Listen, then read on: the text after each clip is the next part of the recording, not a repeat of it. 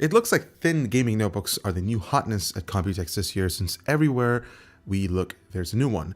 A lot of this is due to nVidia's new Max-Q technology, which effectively combines efficient GPU design with cutting-edge thermal engineering to create high-end laptops that are thinner, lighter, and more powerful than ever. One of the best examples of this is the Asus new ROG Zephyrus GX501, and we'll be looking at it right after a message from our sponsor.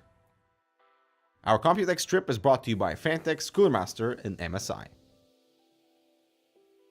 Now, just by looking at the Zephyrus, you wouldn't be mistaken to think it resembles an Ultrabook from last year. It's razor thin at just 17.9 millimeters high, and it weighs just 2.24 kilograms. It actually makes the Razer blade we're using for editing during the show look massive by comparison. This is actually the thinnest ROG notebook Asus has ever created, but it's also one of the most powerful. There will be multiple deferred configurations available, but in its highest end form factor, there will be an Intel Core i7-7700HQ processor and a GTX 1080 graphics cards housed within. Asus told me that it was going to be priced around $26.99 USD.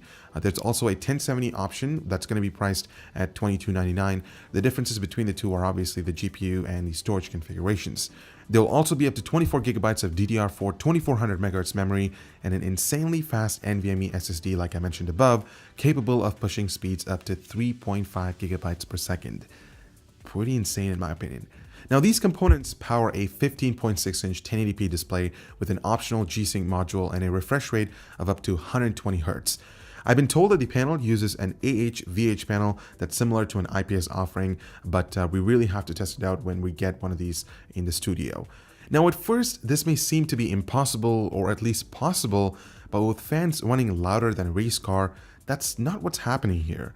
Instead, Asus engineers have created something called the Active Aerodynamic System, or AAS, to keep all the components cool.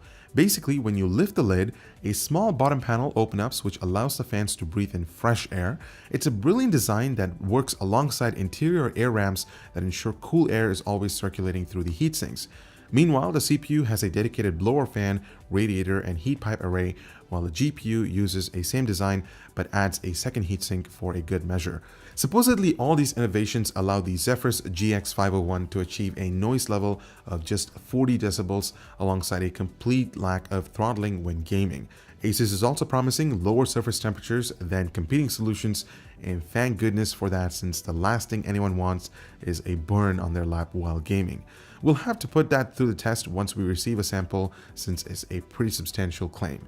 Okay, about that odd keyboard positioning that I'm sure you were all asking yourselves about, it's odd to say the least. Supposedly, the keys are moved closer to the front edge to attain a more desktop-like hand positioning, and we can believe that since your wrists won't have to sit on top of a notebook's edge, it is also pushed forward since Asus needs to maximize the depth above critical components to maximize heatsink size and airflow potential. Meanwhile, the pinholes above the area where a normal keyboard would be located are used for additional fan intakes. The keyboard is something to behold too, since it boasts full RGB lighting, a 30-key anti-ghosting technology, and key switches that have been fine-tuned to give you optimal feedback. During my time with the Zephyrus, the keyboard felt surprisingly good, but there's a bit of steep learning curve when trying to type quickly on it. There's another cool surprise on the trackpad too. With the press of a button, it transforms from a regular trackpad into an illuminated numpad, and that's just brilliant. Even though the ROG Zephyrus GX501 is razor thin, it doesn't skimp on connectivity either. There's a reversible USB 3.1 Gen 2 Type-C port that pushes up to 40 gigabits per second for Thunderbolt devices, and the ability to run a DisplayPort 2.0 signal through the Type-C port. HDMI 2.0 makes an appearance as well. For legacy devices, Asus has also included 4 USB 3.1 Gen 1 ports as well. So that wraps up our hands-on time with this amazing new gaming notebook. What do you guys think of the Zephyrus ROG notebook from Asus? Do you guys appreciate the design? Plus, what do you think about the price tag? Let us know in the comments down below. I'm Ibor with Hurricane X. Thank you so much for watching, and stay tuned for more Computex coverage, and we'll see you in the next one.